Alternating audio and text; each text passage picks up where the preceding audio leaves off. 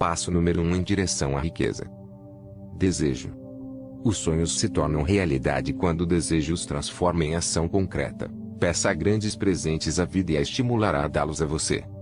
Quando Edwin Burns desceu do trem de carga, em Eastland, New Jersey, há mais de 50 anos, poderia parecer um vagabundo, mas seus pensamentos eram os de um rei. Enquanto se encaminhava, dos trilhos da estação ao escritório de Thomas Edison, sua mente trabalhava. Via-se na presença de Edison. Ouvia-se pedindo uma oportunidade a Edison, de concretizar a consumidora obsessão de sua vida, o desejo ardente de tornar-se sócio comercial do grande inventor. O desejo de Burns não era uma esperança. Não era um anseio. Era um desejo agudo, que transcendia tudo mais. Era definido. Alguns anos mais tarde, Edwin Burns novamente se postou diante de Edison, no mesmo escritório em que conheceu o inventor. Dessa vez, seu desejo transformara-se em realidade. Estava em negócios com Edison. O sonho dominante de sua vida tornara-se realidade. Burns foi bem sucedido por ter escolhido um objetivo definido, colocando toda a sua energia, força de vontade, todo o esforço, tudo, por trás daquele objetivo. Nenhum caminho para a retirada. 5 anos se passaram antes que aparecesse a oportunidade que buscava. Para todos, menos para si mesmo, ele parecia apenas um dente a mais na engrenagem comercial de Edison. Em sua mente, porém, via-se como sócio de Edison, a cada minuto, desde o dia em que começara a trabalhar lá. É um exemplo notável do poder de um desejo definido. Burns conquistou seu objetivo porque queria ser sócio de Edison, mais do que qualquer outra coisa na vida. Criou um plano para atingir seu propósito, mas destruiu todas as pontes atrás de si. Sustentou o desejo até tornar-se a obsessão dominante de sua vida, e, finalmente, um fato. Quando se dirigiu a Eastland não disse a si mesmo, tentarei induzir Edison a dar-me alguma espécie de emprego, mas sim, verei Edison e o avisarei de que vim para entrar em negócios com ele. Ele não disse, conservarei os olhos abertos para outra oportunidade, caso fale em obter o que quero na organização Edison. Mas disse, só há uma coisa no mundo que estou resolvido a obter, e é uma sociedade comercial com Thomas Edison. Queimarei todas as pontes à minha retaguarda e arriscarei todo o futuro na minha capacidade de conseguir o que quero. Não deixou a si mesmo nenhum caminho possível para a retirada. Tinha de vencer ou perecer. Eis toda a história do sucesso de Burns. Ele incendiou seus navios. Há muito tempo, um grande guerreiro enfrentou uma situação que lhe exigia uma decisão capaz de lhe assegurar o sucesso no campo de batalha. Estava para mandar o exército contra poderoso inimigo, cujos homens excediam, em números, os seus. Embarcou os soldados nos navios, navegou para o país inimigo, desembarcou homens e equipamento, dando então a ordem de atear fogo aos barcos, que os tinham transportado. Dirigindo seus homens, antes da primeira batalha, disse ele, vocês estão vendo os barcos em chamas. Isso significa que não podemos deixar essas praias, vivos, a não ser que ganhemos. Não temos escolha agora, vencemos, ou perecemos. Venceram. Toda pessoa que vence numa iniciativa, deve estar pronta a atear fogo aos seus navios, cortando todas as retiradas. Somente assim procedendo é que se pode ter certeza de um estado de espírito conhecido como ardente desejo de vencer, o que é essencial ao sucesso. Na manhã seguinte ao grande incêndio de Chicago, um grupo de comerciantes estava na rua State, vendo os escombros fumegantes do que tinham sido suas lojas. Fizeram uma conferência para resolver se tentariam reconstruir, ou se deixariam Chicago, para começar outra vez, numa parte mais promissora do país. Chegaram à decisão, todos, exceto um, de deixar Chicago. O comerciante que resolvera ficar e reconstruir apontou o dedo para as ruínas de sua loja e disse, senhores, nesse mesmo lugar construirei a maior loja do mundo, não importando quantas vezes ela possa incendiar-se. Isso foi há quase um século. A loja foi construída. Lá está ela hoje, monumento altaneiro ao poder do estado de espírito conhecido como desejo ardente. Teria sido muito mais fácil para Marshall Field fazer o que seus colegas comerciantes fizeram. Quando as coisas ficaram pretas e o futuro parecia sombrio, arrumaram as malas e foram para onde as coisas pareciam mais fáceis. Note bem a diferença entre Marshall Field e os outros comerciantes, porque é a mesma diferença que distingue praticamente a todos os que têm êxito, dos que fracassaram.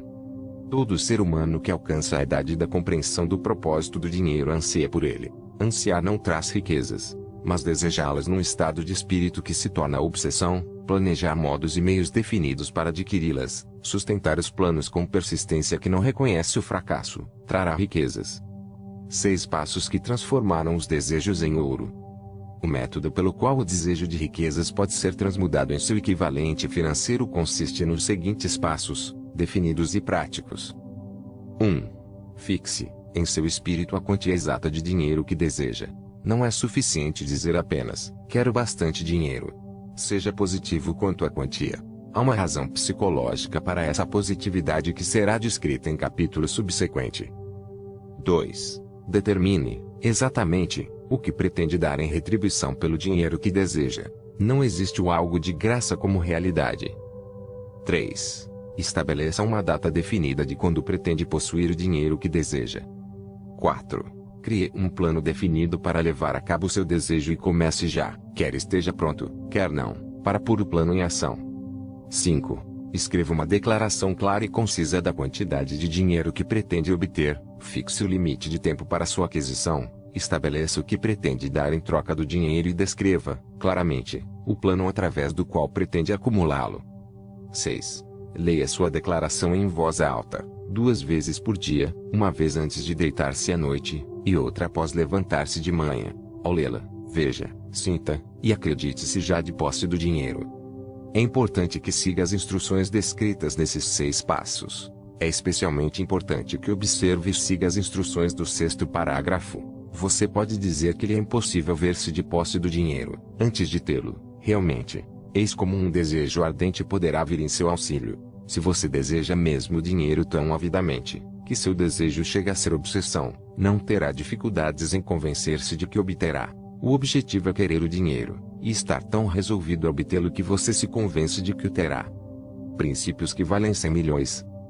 Aos não iniciados, aos não versados nos princípios operantes da mente humana, essas instruções podem parecer pouco práticas. Será útil, a todos os que não reconhecerem a segurança dos 6 passos, saber que a informação que transmito veio de Andrew Carnegie, que começou como operário comum numa fábrica de aço, conseguindo, apesar do início humilde, fazer com que esses princípios lhe trouxessem fortuna muito maior que 100 milhões de dólares. Pode ser útil saber, também, que os 6 passos aqui recomendados foram cuidadosamente verificados pelo falecido Thomas Edison, que neles colocou o selo de aprovação, considerando-os não só os passos essenciais para a acumulação de dinheiro, mas para atingir qualquer objetivo. Os passos não exigem trabalho árduo, não impõem sacrifícios, não requerem que você se torne ridículo ou crédulo. Aplicá-los não exige grande educação, mas a aplicação bem-sucedida desses 6 passos exige imaginação suficiente para possibilitá-lo a ver e entender que o acúmulo de dinheiro não pode ser deixado ao acaso ou à boa sorte. É preciso compreender que todos os que acumularam grandes fortunas passaram primeiro por muito sonho, esperança, anseio, desejo e planejamento, antes de adquirir dinheiro. Você deve saber, desde já, que nunca poderá obter grandes quantidades de riqueza se não arder de desejo por dinheiro e realmente acreditar que o possuirá. Grandes sonhos podem transformar-se em riquezas.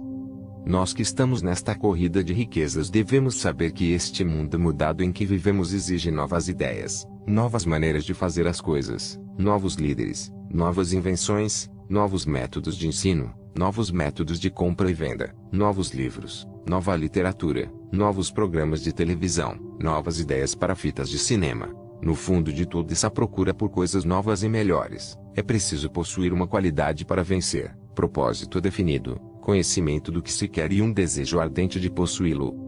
Nós que desejamos acumular riquezas, devemos lembrar-nos que os verdadeiros líderes do mundo sempre foram homens que dominaram e empregaram as forças intangíveis e invisíveis da oportunidade ainda inexistente, convertendo-as, as forças, ou impulsos do pensamento, em arranha-céus, cidades, fábricas, aviões, automóveis, e todos os tipos de utilidades que tomam a vida mais agradável. Ao planejar a aquisição da sua quantidade de riquezas, não deixe que ninguém influencie sobre você, zombando do sonhador. Para conseguir os grandes prêmios nesse mundo mudado, é preciso captar o espírito dos grandes pioneiros do passado, cujos sonhos deram à civilização tudo o que tem de valioso, o espírito que serve de sangue vital do nosso próprio país, a sua oportunidade e a minha, para desenvolver e negociar nossos talentos. Se o que você quiser fazer está certo e você acredita nisso, vá em frente e faça-o. Concretize seu sonho, e não se importe com o que eles possam dizer se você sofrer uma derrota temporária. Eles talvez não saibam que cada fracasso traz em si a semente de um êxito equivalente. Thomas Edison sonhava com a lâmpada que podia ser operada por meio de eletricidade, começando, onde se encontrava, a pôr seu sonho em ação e, apesar de mais de 10.000 fracassos, persistiu no sonho até torná-lo realidade física. Sonhadores práticos não desistem. Whelan sonhava com uma cadeia de charutarias, transformou o sonho em ação e agora, as charutarias unidas ocupam os melhores cantos na América. Os irmãos Wright sonhavam com uma máquina que voasse. Atualmente, podemos ver evidências, no mundo inteiro, de que o sonho era sensato. Marconi sonhou com um sistema que utilizasse as forças intangíveis do éter. Provas de que não sonhou em vão, podem ser encontradas em cada aparelho de rádio e televisão do mundo. Pode interessar-lhe saber que os amigos de Marconi fizeram-no ser detido e examinado, num hospital psiquiátrico, quando ele anunciou que descobriram o princípio através do qual poderia enviar mensagens pelo ar, sem o auxílio de fios ou quaisquer outros meios físicos de comunicação. Os sonhadores de hoje passam melhor. O mundo está repleto com uma tal quantidade de oportunidades, que os sonhadores do passado jamais conheceram. Colocaram o desejo por trás dos sonhos. O desejo ardente de ser e de fazer, é o ponto inicial do qual deve partir o sonhador. Os sonhos não nascem da indiferença, do ócio, ou da falta de ambição. Lembre-se de que todos os que têm sucesso na vida, partem de um mau começo, passam por muitas lutas desanimadoras, antes de chegar. O ponto culminante na vida dos bem-sucedidos, geralmente chega no momento de alguma crise, através da qual são apresentados ao seu outro eu. John Bunyan escreveu The Pilgrim's Progress, que está entre os melhores livros ingleses, depois de ter penado numa prisão, e de ter sido dolorosamente punido por causa de suas opiniões religiosas. O Henry descobriu o gênio adormecido em seu cérebro, depois de ter sofrido grande desgraça e de ter ficado numa cela de prisão, forçado pela desgraça a conhecer seu outro eu, e a usar a imaginação, descobriu que era um grande autor e não um miserável criminoso e marginal. Charles Dickens começou colando rótulos em latas de graxa. A tragédia do seu primeiro amor penetrou-lhe as profundezas da alma, convertendo-o num dos autores de fama mundial, realmente grande. Essa tragédia produziu primeiro David Copperfield, depois uma série de outras obras, que fizeram o mundo mais rico e melhor para todos os seus leitores. Helen Keller tornou-se surda, muda e cega, logo depois que nasceu. Apesar da enorme desgraça, escreveu o nome, indelevelmente, nas páginas da história dos grandes. Sua vida toda serve de prova de que ninguém está totalmente derrotado, enquanto não aceitar a derrota como realidade. Robert Burns era um camponês iletrado, atormentado pela pobreza, cresceu bêbado. O mundo se tornou mais belo por ele ter vivido, pois agasalhou lindos pensamentos poéticos, o que arrancou um espinho, plantando, em seu lugar, uma rosa. Beethoven era surdo, Milton cego, mas seus nomes permanecerão para sempre, porque sonharam e traduziram os sonhos em pensamento organizado. Existe diferença entre ansiar por algo e estar pronto a recebê-lo. Ninguém está pronto para alguma coisa, enquanto não acreditar que poderá obtê-la. O estado de espírito deve ser o de convicção, e não mera esperança ou anseio. Mente receptiva é essencial à crença. Mente fechada não inspira fé, coragem ou crença. Lembre-se de que não se exige mais esforço para um alto objetivo na vida, para a abundância e prosperidade, do que para aceitar a miséria e a pobreza. Um grande poeta formulou essa verdade universal através destas palavras. I barged with life for a penny, and life would pay no more. However I begged at evening, when I counted my scanty store. For life is just employer, he gives you what you ask. But once you have set the wages, why, you must bear the task. I worked for a menial's hire, only to learn, dismayed, that any wage I had asked of life, life would have willingly paid. Tradução. Regateei com a vida por 1 centavo, e a vida não quis pagar mais, por mais que eu implorasse à noite quando contava meus magros haveres, pois a vida é apenas empregador, dá-lhe o que você pede, mas desde que tenha estabelecido o salário. Ora, é preciso aguentar a tarefa. Trabalhei por um salário vil, só para descobrir, assombrado, que qualquer salário que eu tivesse pedido à vida, ela teria pago com boa vontade. O desejo faz o impossível. Para um clímax adequado ao presente capítulo, quero apresentar uma das pessoas mais incomuns que conheci. Viu, pela primeira vez, alguns minutos depois que nasceu. Veio ao mundo sem nenhum sinal físico de orelhas, e o médico admitiu, quando o apertaram para dar a opinião sobre o caso, que a criança podia ser surda e muda para o resto da vida. Contestei a opinião do médico. Eu tinha o direito, pois era o pai da criança. Também eu cheguei a uma decisão e formei opinião, mas expressei a opinião silenciosamente, no segredo do meu coração. Sabia, no íntimo, que meu filho iria ouvir e falar. Como? Tinha a certeza de que devia de existir um meio e sabia que o encontraria. Pensei nas palavras do imortal Emerson. Todo o curso das coisas serve para ensinar-nos fé. Basta nos obedecer. A orientação para todos nós, e, se ouvirmos com humildade, escutaremos a palavra certa. A palavra certa? Desejo. Mais do que qualquer outra coisa, eu desejava que meu filho não fosse um surdo-mudo. Desse desejo jamais retrocedi, nem por um segundo.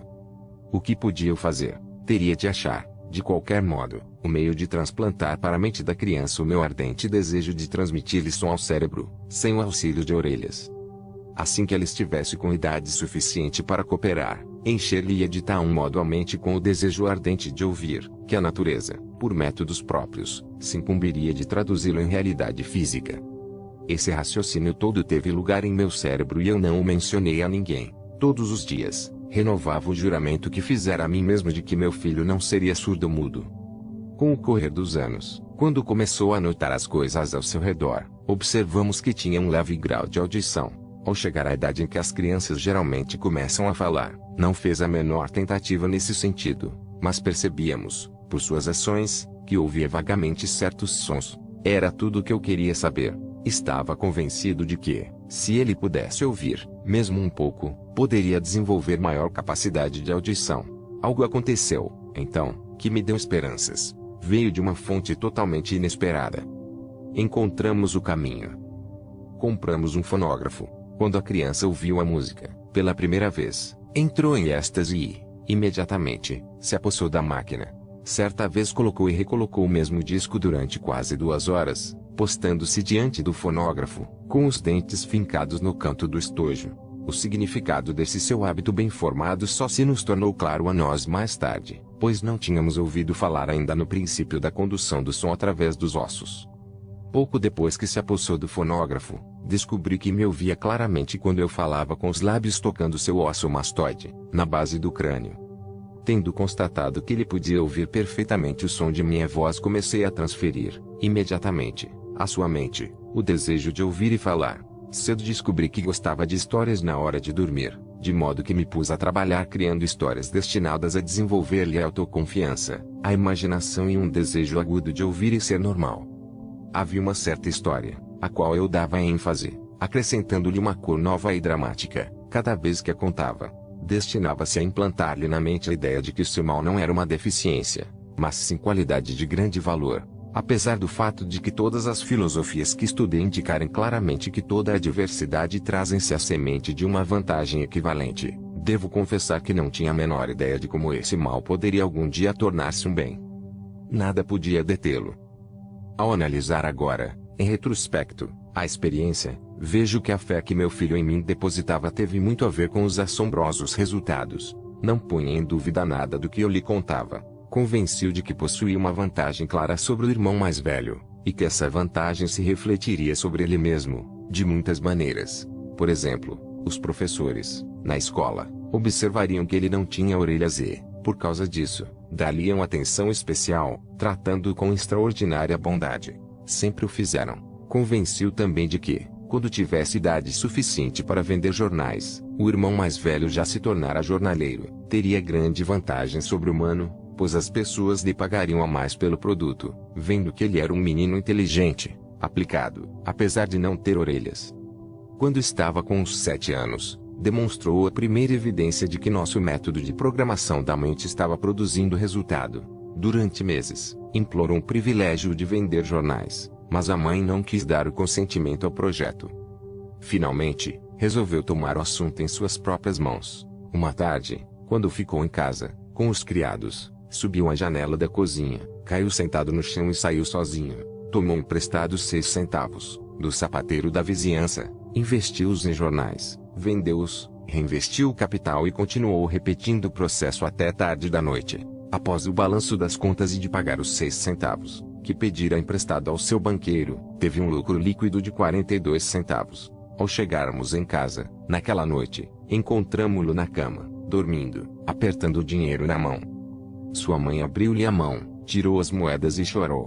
Ora essa, chorar pela primeira vitória do filho parecia tão fora de propósito. Minha reação foi o oposto. Ri, de todo o coração, pois sabia que minha tentativa de implantar na mente da criança uma atitude de fé em si mesmo obtivera sucesso. Sua mãe viu, nessa primeira aventura comercial, o menininho surdo que saíra pelas ruas, arriscando a vida para ganhar dinheiro. Eu vi um pequenino homem de negócios, corajoso, autoconfiante, ambicioso, cuja confiança em si mesmo aumentara 100%, porque entrara nos negócios por iniciativa própria e vencera. A transação me agradou, porque percebi que provara ser capaz de recursos que o acompanhariam pela vida inteira. Uma brecha na audição.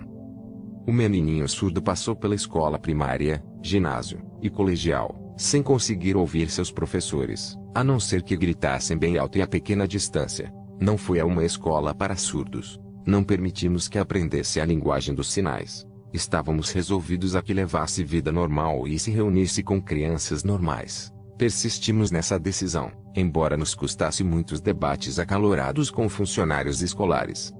Quando no ginásio, experimentou um aparelho elétrico para surdez, mas de nada adiantou. Durante sua última semana no colegial, aconteceu algo que marcou o mais importante ponto crítico de sua vida. Pelo que parecia puro acidente, entrou de posse de outro aparelho elétrico, que recebeu para experimentar. Demorou para testá-lo, devido à decepção anterior com aparelho semelhante. Afinal, apanhou o aparelho e, com certa negligência, colocou-o na cabeça, ligou a bateria e zás. Como por um passe de mágica, o desejo de toda a sua vida, por uma audição normal, tornou-se realidade. Pela primeira vez na vida, conseguiu ouvir praticamente tão bem quanto uma pessoa de audição normal. Felicíssimo pelo mundo transformado que lhe fora dado através do aparelho, correu para o telefone, ligou para a mãe, ouvindo-lhe a voz, perfeitamente. No dia seguinte, ouviu claramente as vozes dos professores em classe. Pela primeira vez na vida, pôde conversar livremente com outras pessoas, sem necessidade de que falassem alto. Na verdade, entrara de posse de um mundo transformado. O desejo começara a trazer juros, mas a vitória ainda não estava completa. O menino ainda tinha de encontrar um meio definido e prático de converter seu defeito numa qualidade equivalente. O menino surdo ajuda os outros. Mal compreendendo o significado do que já fora alcançado, mas intoxicado pela alegria do recém-descoberto mundo do som, escreveu uma carta ao fabricante do aparelho de surdez, descrevendo, com entusiasmo, sua experiência. Algo em sua carta fez com que a companhia o convidasse para ir a Nova York. Ao chegar, foi escoltado pela fábrica, e, enquanto conversava com o engenheiro-chefe, contando-lhe sobre seu mundo transformado, um pressentimento, ideia, ou inspiração, chamem-no do que lhe quiserem, passou-lhe pela mente. Foi esse impulso do pensamento que converteu o mal que o afligia em qualidade, destinada a trazer tanto juros em dinheiro como em felicidade, a milhares, para sempre. A síntese daquele impulso de pensamento era o seguinte: ocorrera-lhe que poderia ser útil a milhões de surdos, que passam a vida sem os benefícios de aparelhos de surdez, contando-lhes a história do seu mundo transformado. Durante um mês inteiro, pesquisou intensamente, analisando todo o sistema de marketing do fabricante de aparelhos de surdez. Criou então meios e modos de se comunicar com os que têm dificuldades de audição, no mundo todo, com o propósito de com eles partilhar do mundo há pouco descoberto. Feito isso, redigiu um plano bienal, baseado em suas descobertas. Ao apresentar o plano à companhia, recebeu, imediatamente, um cargo com o objetivo de realizar o que ambicionava.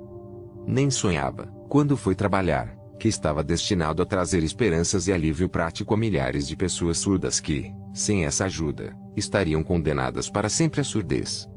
Não tenho a menor dúvida de que Blair teria sido surdo-mudo por toda a vida, se sua mãe e eu não tivéssemos conseguido formar-lhe a mente, como fizemos. Quando lhe plantei na mente o desejo de ouvir e falar, de viver como pessoa normal, com esse impulso lhe transmiti uma estranha influência, que fez a natureza se tomar construtora de pontes, eliminando o golfo entre seu cérebro e o mundo exterior.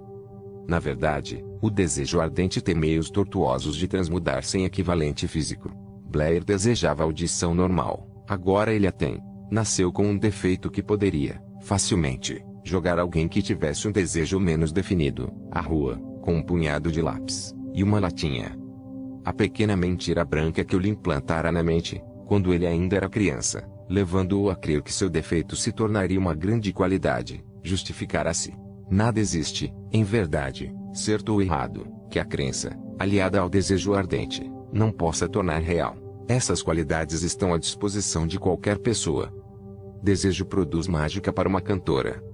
Um curto parágrafo, num despacho de jornal referente a Madame Schillmann-Heink, fornece-nos a pista para o sucesso estupendo, como cantora, dessa mulher incomum. Cito o parágrafo, porque a pista que contém não é senão o desejo. No começo de sua carreira, Madame Schillmann-Heink visitou um diretor da Ópera da Corte de Viena, para que lhe testasse a voz. Mas ele não o fez. Após um olhar a moça mal vestida e tímida, exclamou, não muito gentilmente, com esse rosto e sem nenhuma personalidade, como pode esperar vencer na ópera? Minha filha, desista da ideia. Compre uma máquina de costura e vá trabalhar.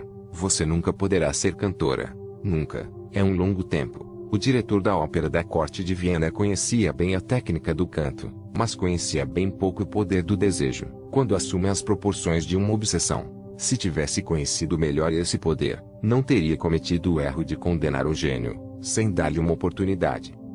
Há muitos anos, um de meus sócios comerciais adoeceu. Piorou com o decorrer do tempo, até que, afinal, foi levado ao hospital, para ser operado. O médico avisou-me de que pouca, ou nenhuma chance haveria de vê-lo vivo novamente. Essa era a opinião do médico, porém, não era a opinião do paciente. Antes de ser levado para a mesa, sussurrou, fracamente, não se incomode, chefe, sairei daqui em alguns dias.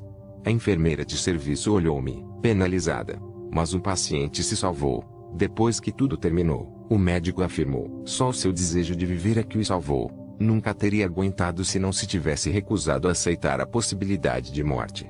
Acredito no poder do desejo, apoiado pela fé, porque vi esse poder erguer homens de origem obscura a posições de riqueza e poder, já ouvi roubar a sepultura de sua vítima, vi-o servindo de meio para que homens ensaiassem a volta, após derrotas em centenas de maneiras diferentes, vi-o permitir ao meu filho uma vida normal, feliz e bem-sucedida, apesar da natureza tê-lo mandado ao mundo sem orelhas. Como se pode subjugar e utilizar o poder do desejo? Isso foi respondido através desse, e dos capítulos subsequentes do livro. Através de um princípio estranho e poderoso de química mental, jamais divulgado, a natureza envolve no impulso do desejo forte, aquele algo que não reconhece palavras como impossível e não aceita a realidade como a derrota. Pontos a fixar. Quando o desejo converge grandes forças para sua vitória, você não precisa de nenhum modo recuar, a vitória é certa. 6 passos definidos, aqui mostrados, transformam o desejo em ouro. Para Andrew Carnegie, esses princípios valem 100 milhões. O desejo constrói nova vitória da derrota temporária. Foi o desejo que construiu uma das maiores lojas de departamentos do mundo, literalmente sobre cinzas. Um menino sem orelhas aprendeu a ouvir. Uma mulher sem possibilidades tornou-se grande cantora de óperas. Um homem doente, que os médicos pensavam que morreria, conseguiu se salvar. Desejo foi a força que auxiliou essas pessoas, por alguma estranha, mas natural química mental. Não há limitações à mente, exceto as que admitimos.